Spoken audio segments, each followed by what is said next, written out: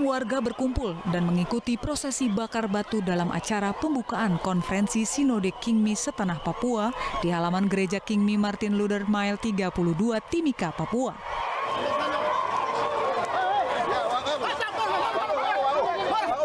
Dalam prosesi bakar batu, para pria mengambil daging dan dibagikan kepada seluruh undangan yang hadir. Bakar batu merupakan prosesi adat. Seluruh masyarakat duduk dan makan bersama untuk menjalin tali persaudaraan serta mengucapkan syukur kepada Tuhan. Selain abai jaga jarak, hampir semua warga yang mengikuti prosesi adat ini tidak memakai masker. Gubernur Papua Lukas NMB bersama istri Yulce NMB pun hadir dan memberikan sambutan. Konferensi ini diikuti 91 klasis Kingmi dan 13 koordinator di Papua dan Papua Barat.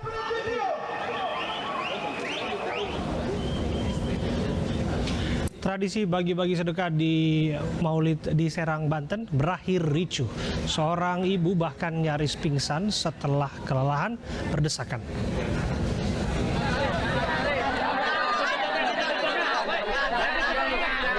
Kerumunan ini terjadi saat puluhan warga Serang, Banten berebut memasuki masjid untuk mendapat sedekah Maulid di Serang, Banten. Tak hanya ibu-ibu, anak-anak pun rela berdesakan di pintu masuk yang dijaga panitia. Seorang ibu yang nyaris pingsan pun terpisah dari anaknya setelah berdesakan di pintu masuk.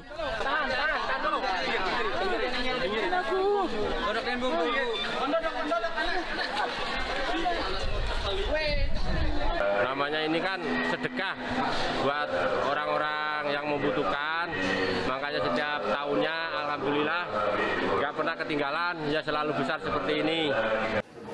Panitia mengaku kewalahan mengantisipasi tingginya animo warga. Tahun ini panitia menyiapkan 247 paket sedekah panjang Maulid yang berisi sembako hingga perlengkapan rumah tangga. Pemerintah menetapkan Provinsi DKI Jakarta dan sejumlah kabupaten kota di Jawa dan menerapkan PPKM level 1. Sejumlah aturan dilonggarkan termasuk pembukaan mal dengan kapasitas 100%.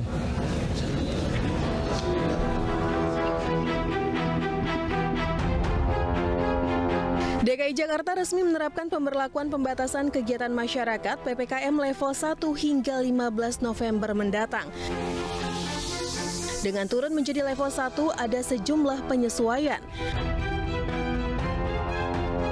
Misalnya saja, pelaksanaan kegiatan pada sektor pasar dan pedagang kaki lima diberlakukan dengan kapasitas 100%. Aturan itu juga berlaku pada pusat perbelanjaan, sementara kegiatan makan minum dengan kapasitas 75% dan diizinkan buka hingga pukul 22.00. Sedangkan bioskop, kegiatan resepsi pernikahan, kegiatan seni budaya dan olahraga diizinkan dengan kapasitas 75%. Untuk transportasi umum, pemerintah memberikan izin berkapasitas 100%. Artinya sudah tidak ada lagi jarak antar tempat duduk penumpang, namun untuk kegiatan di fasilitas umum dan area publik diizinkan dengan kapasitas 75%.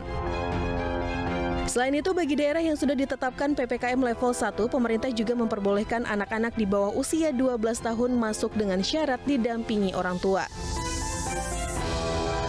Pemberlakuan pelonggaran aturan kegiatan ini tentu harus diterapkan dengan protokol kesehatan yang ketat. Jangan sampai di tengah euforia pelonggaran justru mempercepat terjadinya gelombang ketiga.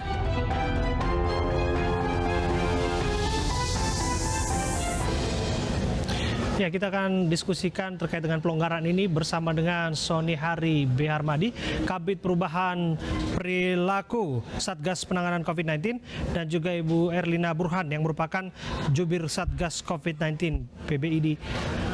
Assalamualaikum, selamat petang Mas Sony dan juga Bu Erlina. Petang, Mas Abraham. Ya, saya ke Mas Sony terlebih dahulu ya. Mas Sony, mal sudah bisa 100%. Pertanyaan pertama saya kepada Anda, kapan terakhir berkunjung ke mal? Karena tujuannya bisa untuk survei sekaligus relaksasi. Kerja terus, nanti bisa depresi, Pak. Hari Minggu kemarin saya ke mall ngecek juga gimana perkembangannya di mall, dan masyarakat kelihatannya sudah bisa membedakan ya kapan mereka harus pergi ke mall, kapan mereka harus bepergian bepergian, melakukan mobilitas. Kalau memang tidak perlu, memang mereka tidak akan melaksanakan. Jadi sebetulnya kesadaran di masyarakat sudah sangat bagus, Mas Abraham, sekarang. Oke, artinya dengan dibukanya 100%, kemudian juga jam malamnya akan tutup di jam 10 ya. Ini sudah sesuai dengan perencanaan, sudah tepat dimulai saat ini. Ya, jadi yang paling penting adalah ada kebiasaan baru. Masyarakat beradaptasi bahwa mereka melakukan mobilitas jika mereka memang memerlukan. Lalu kemudian tetap membatasi mobilitas. Karena kita tahu kita semua masih berada dalam PPKM, pemberlakuan pembatasan kegiatan masyarakat. Jadi tetap ada pembatasan kegiatan masyarakat. Dan melakukan kebiasaan untuk melakukan screening mandiri bagi masyarakat itu sekarang udah mulai sangat baik. Dan saya lihat juga di mall, mereka ketika masuk tanpa disuruh sudah terbiasa untuk check-in langsung aplikasi Peduli Lindungi. Jadi kita memang mulai beradaptasi bagaimana kegiatan terus berjalan, ya pembukaan kegiatan secara perlahan, terutama di PPKM level 1 kan memang bisa untuk dibuka aktivitas secara lebih luas, tetapi dengan protokol kesehatan yang ketat. Termasuk anak-anak ya Mas Sony, karena sebagian besar anak-anak yang masuk mal kan belum divaksin, karena orang tuanya kan yang harus gunakan aplikasi Peduli Lindungi. Betul. Dan anak-anak kan di bawah pengawasan orang tua. Jadi yang harus melakukan adaptasi kan bukan cuma orang tua ya, nanti anak-anak juga sekolah, mereka harus terbiasa pakai masker, mereka harus terbiasa jaga jarak, dan itu kan kebiasaan itu bisa didampingi oleh orang tua. Oke, saya bergeser ke Bu Erlina. Bu Erlina, saya sudah menyinggung anak-anak. Penurunan level hingga PPKM level 1 utamanya di ibu kota ini dibarengi dengan isu sepekan yang lalu bahwa anak-anak banyak yang mengidap pneumonia di salah satu rumah sakit daerah di ibu kota. Apakah ini betul-betul terjadi, Bu? Jangan-jangan apa yang terjadi ini sebetulnya kontradiksi dengan apa yang saat ini sedang kita lihat PPKM level 1 dilonggarkan?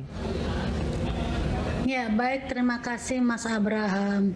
Sebetulnya pneumonia yang dilaporkan di rumah sakit umum daerah itu kemungkinan bukan pneumonia COVID, ya, tapi lebih ke arah pneumonia akibat bakteri.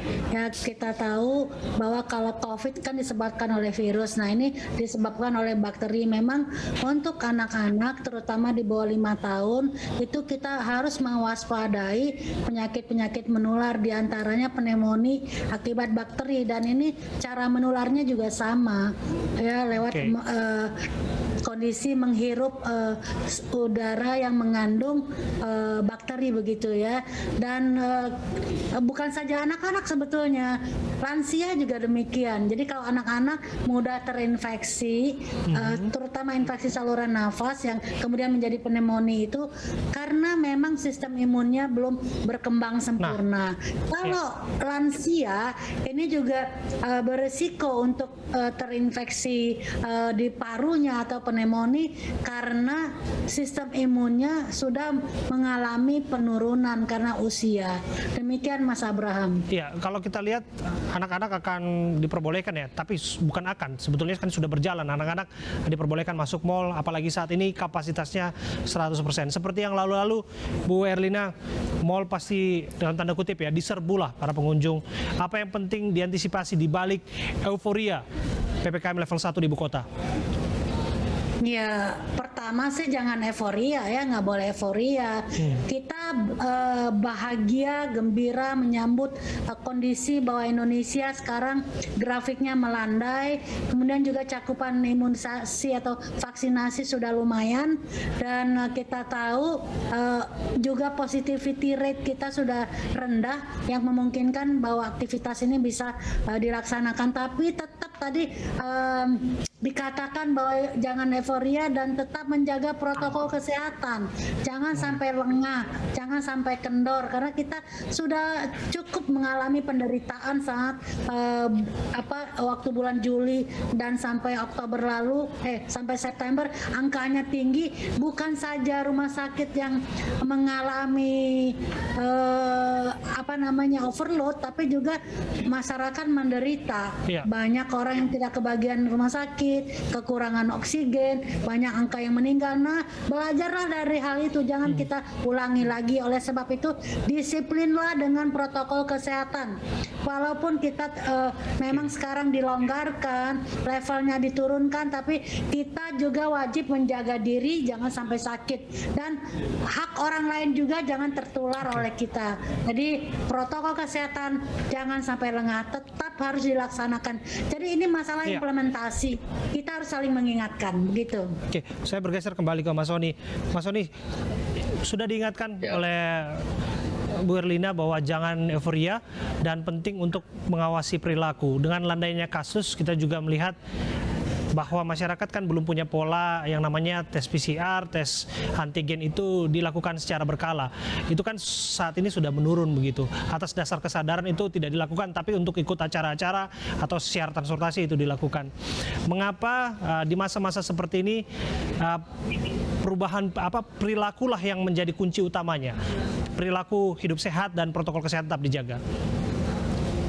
Ya, betul sekali Mas Abraham. Jadi kunci utama kita untuk mempertahankan kasus agar tetap landai, kinerja yang sudah sangat baik ini adalah mencegah jangan sampai terjadi penularan. Nah, mencegah jangan sampai terjadi penularan itu strateginya yang pertama jelas dengan protokol kesehatan seperti tadi Dr. Erlina Burhan. Harus patuh pakai masker, jaga jarak, cuci tangan. Dan satu hal yang perlu diingat bahwa pandemi belum berakhir. Makanya PPKM masih diberlakukan. Kita masih lihat banyak negara juga sedang berjuang untuk mengatasi pandemi ini. Lalu kemudian yang kedua, kita harus melakukan deteksi dini, ya. Deteksi dini itu dengan melakukan testing, tapi testing sesuai apa yang disarankan oleh para epidemiolog, yaitu testing bagi mereka yang suspek atau pernah kontak erat, ya. Ini terus dilakukan. Lalu testing bagi mereka yang melakukan perjalanan, testing bagi mereka yang ingin mengetahui kondisi tubuhnya secara reguler itu adalah bentuk screening, ya, screening untuk mengetahui bagaimana kondisi kesehatan tubuhnya. Dan masyarakat sekarang sudah semakin baik literasi kesehatannya, sehingga mereka tadi ya mematuhi protokol kesehatan secara lebih baik. Cuma konsistensinya nih kadang-kadang yang masih perlu ditingkatkan. Yang kedua tadi deteksi terus dilakukan, bahkan tracing kita ini sekarang penelusuran kita sudah naik dari tadinya hanya 1:2 atau 1:3 pada Agustus 2021, satu orang terkonfirmasi positif itu hanya 2-3 orang yang dilacak, sekarang sudah sampai 12-13 orang. Ini terus ditingkatkan dan jumlah testing kita masih tinggi Mas Abraham, ya. Jadi walaupun kasus melandai tidak menyebabkan kita menurunkan jumlah testing, karena bagaimanapun juga deteksi ini menjadi sangat penting. Dan yang ketiga adalah ikut program vaksinasi tadi, ya. Program vaksinasi ini sangat penting karena di masa strolling ketika terjadi pelandaian, kita ingin mendorong orang secepat-cepatnya untuk menerima vaksinasi. Nah, itu hal-hal yang bisa kita lakukan untuk mencegah terjadinya gelombang ketiga. Oke, saya kembali bergeser ke Bu Erlina. Kalau kita lihat pola-pola yang terjadi dalam beberapa pekan terakhir kan tempat hiburan malam sudah mulai ramai dikunjungi, bahkan over kapasitas sampai harus ada inspeksi petugas di sana. Kita seolah berada di dalam posisi masyarakat yang sudah jenuh, stay di dalam rumah, depresi hingga butuh relaksasi dan jalan-jalan lah tentu. Tapi kan ada hal yang juga penting untuk diantisipasi, bahaya di balik euforia. Apa yang penting ditekankan kembali, Bu Erlina? Iya, jadi kalau seperti yang disampaikan tadi ya, bahwa memang masyarakat sekarang sudah mulai keluar dan mengikuti kegiatan-kegiatan yang artinya penuh dengan keramaian, dan ini tidak bisa dihindari. Kalau memang level PPKM diturunkan, ini akan terjadi, orang berkumpul, orang melakukan kegiatan bersama-sama. Tapi itu tadi, ayolah kita menjadi masyarakat yang pintar, belajar dari pengalaman. Ya, kita lihat negara-negara lain sekarang sudah mulai juga terjadi peningkatan. Nah, Indonesia jangan sampai demikian. Kita tuh sudah terlalu lelah, dan saya setuju dengan yang disampaikan Pak Sony tadi. Pencegahan itu penting. Karena ini bukan untuk orang lain, untuk diri kita sendiri. Ya, kita kan nggak mau jadi sakit. Dan semua orang sudah tahu pencegahan tuh ya cuman itu lagi. protokol kesehatan yang pakai masker, jaga jarak dan cuci tangan. Kemudian menjaga imunitas dengan istirahat yang cukup, gizi yang seimbang, jangan merokok, jangan stres ya. Kemudian juga tadi dikatakan, ayo yang belum divaksin kita vaksin. Bahkan sekarang Badan POM sudah merilis boleh vaksinasi anak-anak usia 6 sampai 11 tahun. Ini suatu kemajuan buat kita dalam upaya mencapai target bahwa 208 juta penduduk Indonesia kemudian akan divaksin sehingga mempunyai kekebalan. Tapi vaksinasi saja tidak cukup karena ikhtiar itu harus berlapis-lapis. Karena tidak ada satupun yang bisa memberikan kekebalan 100%. Ya, jadi untuk mencapainya harus sinergi antara vaksin, jaga kesehatan, meningkatkan imunitas, dan juga protokol kesehatan. Jadi jangan lelah untuk melakukan itu karena itu demi untuk kita semua. Kita harus sudah merasa lega sekarang nih, tidak ada lagi dilarang ke sana, dilarang ke sini. Sekarang sudah boleh. Tapi kita jaga diri juga, jangan euforia. Lagi-lagi kata kuncinya jangan euforia. Sabarlah sedikit. Ya, kita hampir bisa terbebas dari pandemi ini. Walaupun dikatakan Pak Sony belum selesai, benar belum selesai. Mari kita selesaikan dengan baik. Ya, kalau kali ini nggak apa-apa lah kita ibarat radio rusak ya Bu, yang mengulangi pesan berkali-kali berulang-ulang, tapi intinya dan tujuannya adalah pesan itu melekat dalam ingatan, dan itu tidak hanya dalam ingatan tapi itu dilakukan dalam perbuatan. Terima kasih ya Bu Erlina Burhan. Jangan lelah edukasi. Siap. Edukasi lagi. Demikian Pak Bram. Persis, saya sepakat dengan Anda, sependapat dengan itu. Terima kasih Bu Erlina dan terima kasih Mas Sony atas waktunya sudah berbincang bersama kami. Sehat-sehat untuk kita semua. Seorang suami di Bengkulu Selatan tega menganiaya istrinya sendiri dengan sebilah parang. Jangan kemana-mana, kami hadirkan informasinya saat lagi untuk Anda.